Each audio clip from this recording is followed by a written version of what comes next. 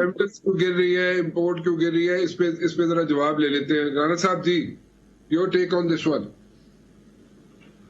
دیکھیں, سب سے پہلے تو جو بیلنس آف پیمنٹ کا کرائسس یہ چھوڑ کے گئے, یہی ایک میجر وجہ تھی. جو آئی ایم ایف سے یہ جو کہہ رہے ہیں ہم نے کوئی نیا معاہدہ نہیں کیا, ہم نے اسی معاہدے کو ہی بحال کیا جو ان کا کیا ہوا تھا.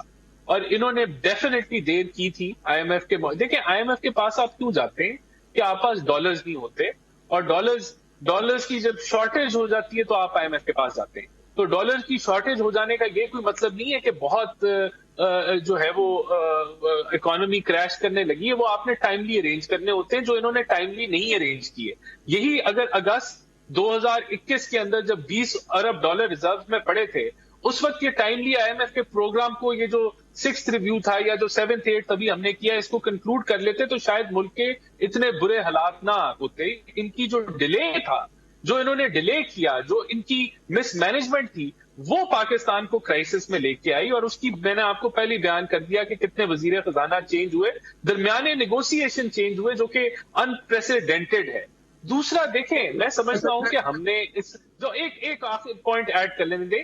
اسی طرح جو راجا پکسا تھے سری لنکا کے, انہوں نے آئی ایم ایف کے پروگرام کو انکار کر لیا اور وہ ملک ڈیفالٹ کر دیا. آج وہاں سرکاری ریٹ پیٹرول کا 450 روپے ہے, اور ملتا جو ہے وہ 4000 روپے میں بھی نہیں ملتا. لوگوں کو لائنوں میں لگنا پڑتا ہے. تو یہ ہمارا اس ملک, میں نے آپ کو بانڈ کی ییلڈ کا بھی بتایا, بانڈ کی پرائس کا بھی بتایا, کدھر پہنچ گئی تھی اور ہم کس طریقے سے اس کو ریکوری کر کے لے کے آئے. جہاں تک مہنگائی کی بات ہے, دیکھیں یہ بڑی سمپل بات ہے رانا صاحب. جو 10 ارب ڈالر کا آپ کا پیٹرولیم پروڈکٹس کی امپورٹ تھی, آج وہ 21, 22, 23 ارب ڈالر پہ پہنچ گئی. تو یہ 12-13 ارب ڈالر اضافی پاکستان کو جو یہ جو اضافہ پڑا ہے پیٹرولیم کی پرائسز کا, اس کے اوپر کسی کا کوئی قابو نہیں ہے. یہ انٹرنیشنل فیکٹرز ہیں جو کہ آپ کو یہاں بھی پیش آ رہے ہیں. یہ تو شکر ہے کہ ہمارے ایل این جی کے پرانے معاہدے ہیں جو کہ ہم نے جو ہے وہ 13% آف برینٹ کے اوپر فکس کیے ہوئے ہیں, جس سے ہمیں پھر کوئی یعنی کہ ہمارا گزارا ہو رہا ہے. وہ معاہدے ہم نہ کرتے. جی اچھا رانا صاحب, مجھے تھوڑی سی اجازت دے دیں. جب ہم گئے تھے مارچ میں, تو جو یورو بانڈ کی ییلڈ تھی وہ 14% تھی. آپ ہی کے وزیر خزانہ کے دور میں 50% گئی. ابھی ماشاءاللہ آئی ایم ایف پروگرام سے پہلے وہ 25 کا ہی, ایک ہفتے سے وہ 45% پہ پھر آ گئی ہے. بھائی آپ لیٹسٹ بانڈ کو بھی چیک کریں جا کے.